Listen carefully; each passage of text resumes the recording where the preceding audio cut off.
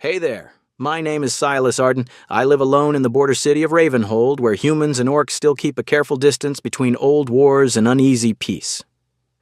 I work as a structural carpenter, the man who checks and repairs buildings that are quietly dying, rotting beams, sinking stone foundations, leaking roofs, temporary braces for inns, warehouses, forges, and merchants' halls. My job is never glamorous. Every day I climb onto roofs, crawl under floors, measure loads, calculate how many more seasons a structure can stand before it kills the people inside it. I am truly alone. No wife, no children, no one waiting at home.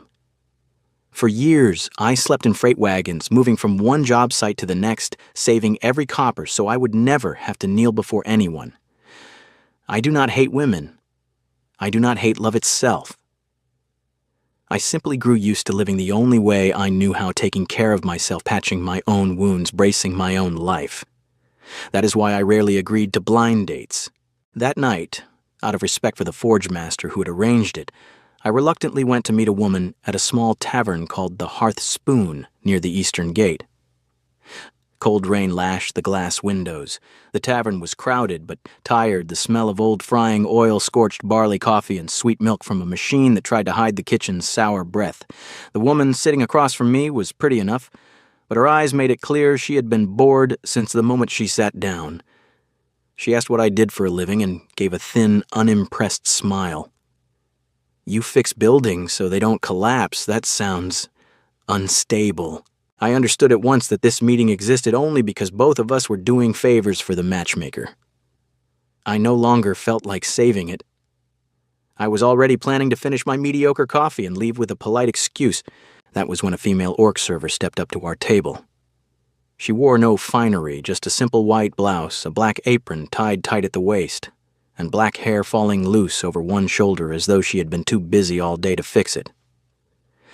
Yet something about her caught the eye, a gaze that was both sharp and warm, the steady way she set a glass of water on the table, and the calm of someone who had watched every kind of customer pass through these doors. She did not look at the woman across from me. She looked at me. She placed the glass down and spoke in a low but clear voice. "If you want, I can sit at your table with you all night." The words did not sound like cheap flirtation. They sounded like an honest offer of company, real, a little reckless, but never cheap. The woman opposite me snorted softly and looked back down at her glass again, crystal as if nothing had happened. My heart, however, skipped in a way my mind did not approve of. I had not yet answered when I heard a dry, sharp crack from above. It was not the clatter of dishes, it was not the wind, it was the sound of wood reaching the absolute limit of what it could bear. Dust and mold drifted down onto the table. I looked up immediately. The orc server looked up at the same moment. That single shared glance told me two things: she was not a fool, and she had long grown used to living under ceilings she had to watch for danger. One glance at the main beam above our row of tables was enough. Water had been soaking into it for weeks.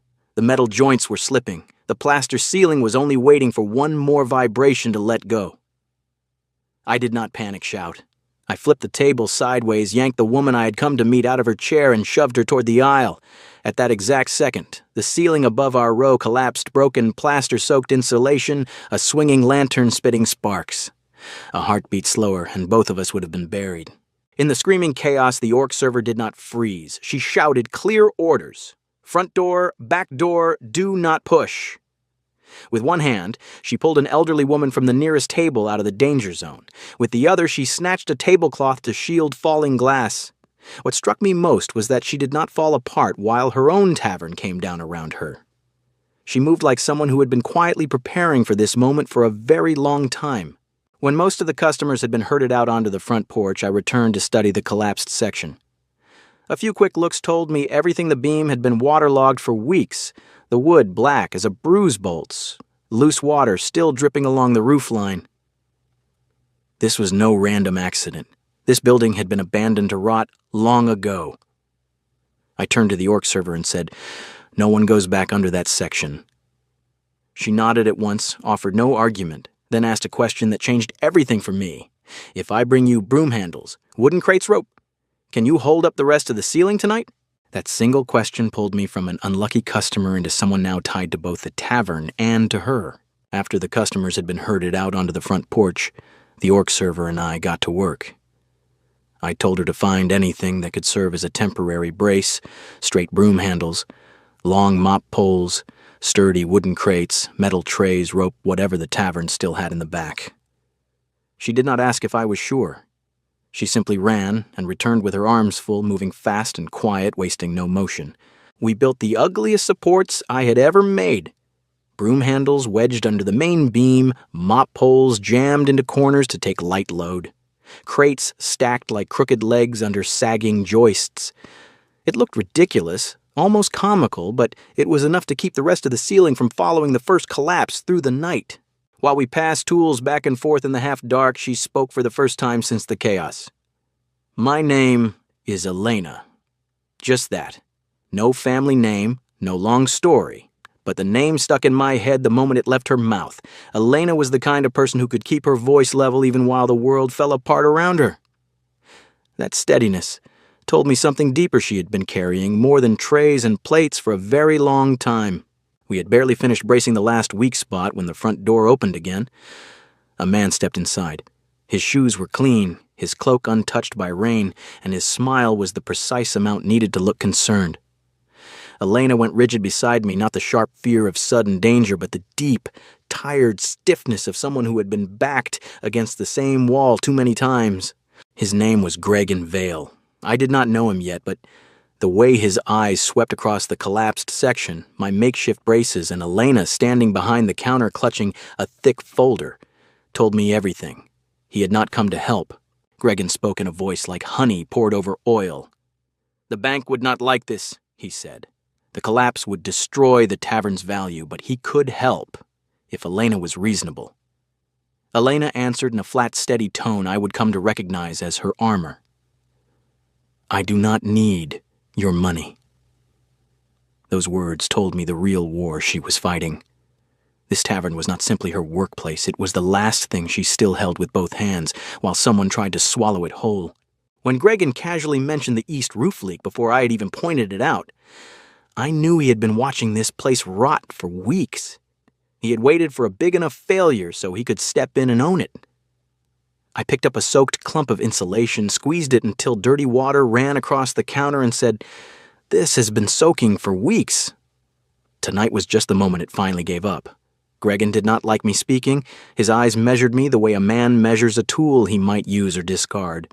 After Gregan left with a cold warning still hanging in the air, Elena opened the folder on the counter. Inside were notices of debt warnings, interest reminders, and the threat of seizure. The final number she read aloud was clear 15,000 silver pieces to save the tavern, repair the roof, and stop the foreclosure. For a small place like this, it was not just a large sum. It was a slow death sentence. I asked the question that had been burning since the moment she offered to sit with me. "Why did you say you would sit at my table all night?"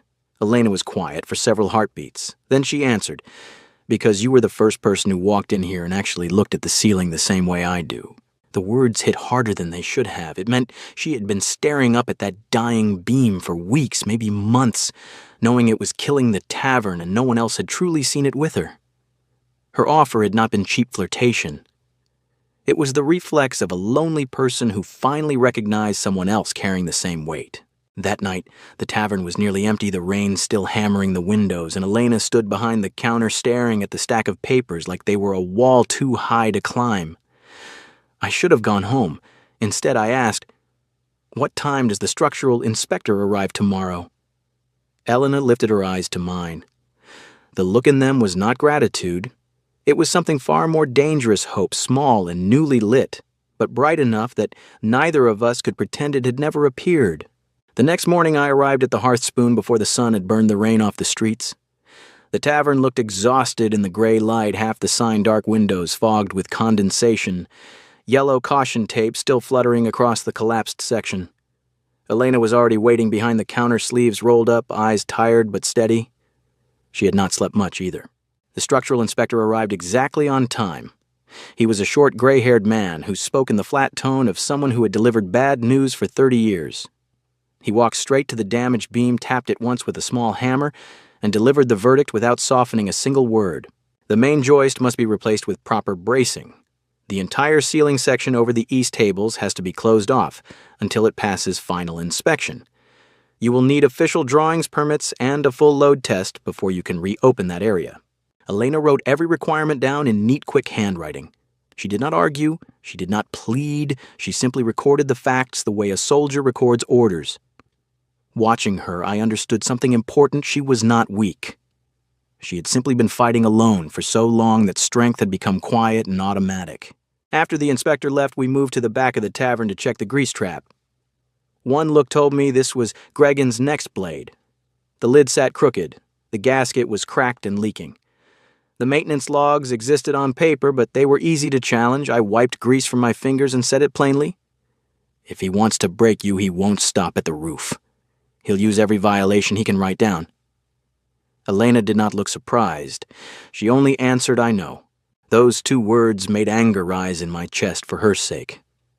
She had known the tavern was being hunted for months, yet she still smiled at every customer every night. That kind of exhaustion is something only people who have carried an entire place on their own shoulders can truly understand. From that moment, our work stopped being me helping her for a night. We became a team that actually shared the weight. I checked beams, calculated loads, and called in my own crew to install real temporary columns. Elena organized the paperwork, pulled every maintenance receipt, and scheduled the grease trap repair. I planned the order of materials and structural fixes. She calculated how many days the tavern could still survive on its remaining coin. Neither of us tried to own the fight. We stood side by side the way partners should, no one swallowing the other's decisions. While we sat on the half-repaired roof checking the new rafters, Elena asked quietly, "You always live like this, like you're ready to walk away the moment anything feels like a chain." I told her the truth I rarely spoke aloud. For 5 years, I had slept in freight wagons, eaten at job sites, bathed at horse troughs, and saved every copper, until it made me sick just so no one could ever lock a debt around my neck again. I did not hate money. I hated the feeling of being looked at like something still unpaid. Elena listened for a long time, then said, "That's why you saw Gregan for what he is the moment he walked in." I nodded. Anyone who has spent years keeping himself free learns to smell the scent of a man who turns help into chains. By midday, the official notice arrived from the bank foreclosure proceedings had begun. We had 30 days to prove repairs and pay the next installment or the tavern would be seized. Gregan appeared again like a hound that had caught the blood scent. He leaned against the door frame and smiled the same oily smile. "You'll never raise 15,000 silver in 30 days. He was wrong about one thing. Elena might have been poor, but her pride was larger than the entire tavern. She refused him to his face once more, voice calm and final. I watched her stand there between the ruined ceiling and the man who wanted to own her future, and I finally understood why I could not walk away. It was not the building I was saving. It was the woman refusing to bend in front of him. That night, after Gregan had gone, I sat at the counter and read every line of her loan contract again. I found the clause he had hoped she would miss the 30-day rescue provision. If we paid the current installment and proved active repairs, the bank could not seize the tavern immediately. I looked at the number I had saved for years, every cold night in a wagon, every winter without a new coat, every meal I had skipped so the coins could stay untouched. Then I looked up at Elena, standing behind the counter, shoulders rigid as though no one had ever offered to lift even a corner of her burden. I knew I was about to do the stupidest or the wisest thing I had done in years. I said, "Tomorrow we go to the bank together." Elena lifted her eyes. "To do what?" "To pull this tavern out of his hands," she asked, almost disbelieving. "With what?" I looked straight at her and answered, "With my money, but not as charity." Then I laid down my conditions: 50-50 partnership, the tavern belonging to both of us, no one owning the other, every major decision made together. I did not want to become a kinder version of Gregan. I wanted to stand beside her, not above her. Elena did not accept right away. She studied me for a long time, searching for any hidden trap inside the offer. What she found instead was a tired man, still damp from the rain hands, gray with dust and sawdust, placing nearly everything he had saved across a scarred wooden counter for a half-ruined tavern, and a woman He had known only a single night. Finally, she spoke very softly. "All right. But if we do this, we do it truly." That single nod changed everything between us. We were no longer two strangers who had met inside a collapsing building. We had just become partners in a real war. The next morning, Elaine and I walked into the bank together. The air in the marble hall felt colder than the rain outside. I carried the thick folder of documents under one arm and the bank draft that held nearly every silver piece I had saved in my life in the other. Elena walked beside me with her back straight, but I could see the small tremor in her fingers when she adjusted her apron. The clerk Barb recognized me from the times I had deposited wages from construction jobs. She looked at the draft, then at Elena, and understood at once that this was no ordinary transaction. At that exact moment, Gregan strode through the doors, cloak-flapping smile already fixed in place. He tried to interrupt, claiming priority on the debt, but we had arrived first, and the rescue clause in the contract protected us. The bank had no choice but to accept the payment and note the active repairs. When Elena signed her name on the final page, her shoulder brushed mine. I felt it tremble once, very lightly, not from fear, from the weight of finally having someone stand on her side of the battlefield instead of watching her fight alone. That same afternoon, we sat at a scarred table inside the half-ruined tavern. Dust still floated in the air, and my makeshift braces still held the ceiling. I spread out the partnership agreement I had written the night before. Every line was clear profits, split evenly, every major decision made together, the right for either of us to buy the other out fairly if one ever wanted to leave, and a strict rule that no one could use their share to trap the other. Elena read each paragraph slowly, her finger tracing the words. She was not signing because emotion had swept her away. She was signing because she had weighed every risk and still chose to trust. When our two names sat side by side on the same page, something inside my chest shifted. This was no longer rescue, this was a choice. The next 2 weeks became a blur of noise, dirt, and exhaustion that somehow felt alive. I brought my full crew. We tore out the rotten ceiling, replaced every compromised joist, installed real load-bearing columns hidden behind fresh wood paneling, rebuilt the east roof, and strengthened the entire floor beneath the main dining area. Elena ran the tavern like a general running a campaign. She posted work lists on the wall, tracked every delivery, pinned receipts in perfect order, and remembered which worker had arrived late or cut corners. What I admired most was not her strength on the surface. It was the way she refused to use her own hardship to ask for special treatment from anyone. At night, after the crew had gone home and the tavern stood quiet except for the smell of fresh paint and old kitchen grease, Elena and I often sat on the half-finished roof with mugs of hot cacao. In those hours, she was no longer only the owner. I was no longer only the carpenter. We talked about the years she had kept the tavern running alone after her mother died, about the letters from the bank that grew sharper each season, about the deepest fear she carried not losing the building but being forced to bow her head to a man like Gregan. I told her how I had once believed living completely alone was the purest kind of freedom. Yet some evenings the empty room felt like wind howling through an abandoned workshop. One night after we had finished the final load test on the new main beam and the structure no longer groaned, Elena handed me a mug of cacao and asked, "Why are you really doing all of this?" I could have given her many answers, because the roof needed fixing, because it was the right thing, because I hated Gregan. Instead, I told her the truth, because I believe in you, in the way you stand straight even when everything keeps trying to bend you down. Elena looked at me for a long time. Then she reached out, caught the front of my shirt, and pulled me down into a kiss. It was not long. It was not trembling. It was the kiss of someone who had thought it through and chosen with her whole mind. When she drew back, she said quietly, "Don't make this strange." I smiled and answered, "I'll try." But inside my chest, everything had already changed. 3 days later, the tavern reopened. The new ceiling caught the lantern light and shone. The lamps hung warmer. The columns stood hidden and strong behind fresh paneling. The kitchen smelled of clean oil instead of old smoke. At first, only a few customers came.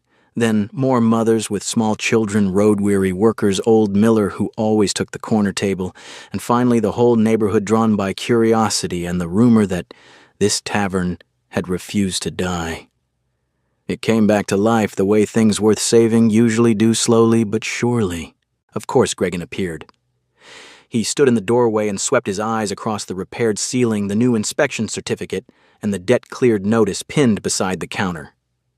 He had come to watch it fail, but this time the entire room turned toward him. Customers paused mid-bite. Old Miller folded his newspaper. The bank clerk who had stopped in for coffee did not look away. I did not need to threaten him. Elena simply stepped in front of him and said, "You have lost." For the first time I saw real understanding settle in Gregan's eyes. This place was no longer a lonely target he could break. That night after we locked the doors on a successful reopening, Elena reached into her pocket and took out a ring of keys. She placed them in my palm, the front door, the back door, the storeroom, the office. I asked, "Are you sure?" She answered. "You held up the roof for me. Now hold the keys." To me, those keys felt heavier than the bank draft I had given days earlier. They did not simply open a building. They opened the knowledge that I was no longer an outsider here. Those days, after reopening the tavern, slowly became something more than just a place to eat. People did not only come for food anymore. They came to see whether the building would hold, whether Elena would fall, and whether the carpenter who had stepped in would actually stay. Then one by one they became regulars. Road-weary workers took the same tables after their shifts. Mothers brought small children for warm bread and stories. Old Miller claimed his corner seat every evening as though it had always belonged to him. The whole neighborhood drifted and drawn, first by curiosity and then by the quiet rumor that this tavern had refused to die.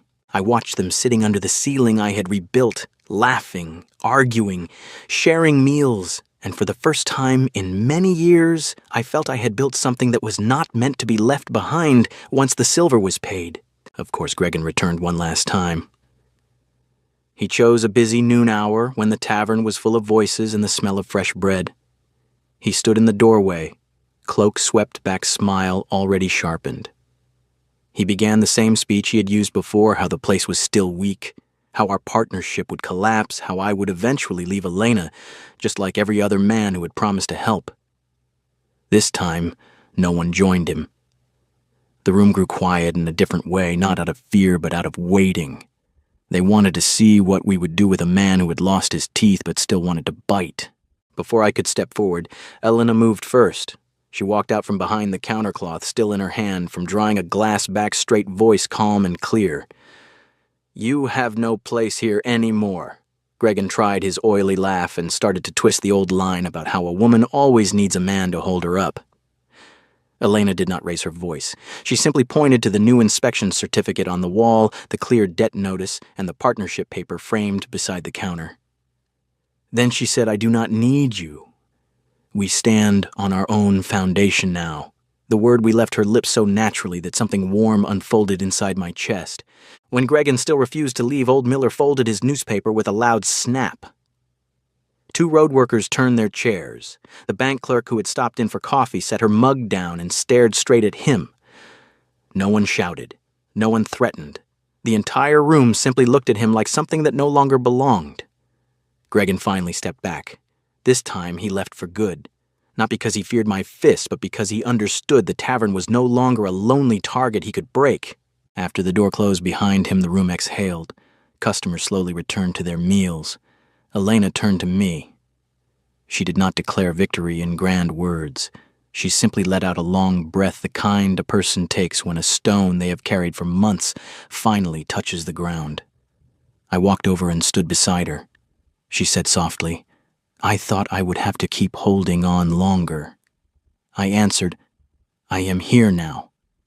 The words came out simple, but they were no longer comfort. They were truth. That night after the last customer left and we had finished cleaning, Elena did not stop at handing me the tavern keys again. She took my hand and led me up the narrow stairs to the small room above the tavern where she had lived alone for years. Inside were a narrow bed, an old wooden wardrobe, a desk covered in ledgers, and a window that looked down on the glowing sign. She reached into her pocket and placed one more key in my palm. "This one opens my door," she said quietly. I did not move to use it right away. I understood the difference. The first ring of keys had been partnership. This single key was her life. I asked. "Are you certain?" Elena looked at me without turning away, without a nervous smile. "You did not build something to trap a person. You built something that can hold people safely." Then she repeated the words she had first spoken to me on the night the ceiling fell, but this time they carried no test. "If you want, I can sit at your table with you all night." I set the keys on the edge of the desk, drew her close, and answered, "No, I want more than one night." That was the clearest confession I had ever spoken in all the years I had lived keeping distance from anything that might hurt me. Everything had begun on the worst, blind date of my life inside a tavern that was coming apart at the seams with an orc server who was tired yet warm enough to offer honest company to a stranger. At the time, I believed I was only saving a roof and helping keep a business out of cruel hands. In the end, what Elena and I saved was far more. We saved her dignity, my ability to trust again, and a place solid enough for two people who had grown used to living alone to begin sharing a life without feeling chained. Outside, the tavern sign still glowed against the wet street. Inside, the new ceiling stood quiet and strong, no longer groaning. And for the first time in many years, I stepped into a room holding a key in my hand and did not feel I had walked into a cage. I felt I had finally walked into a place worth staying.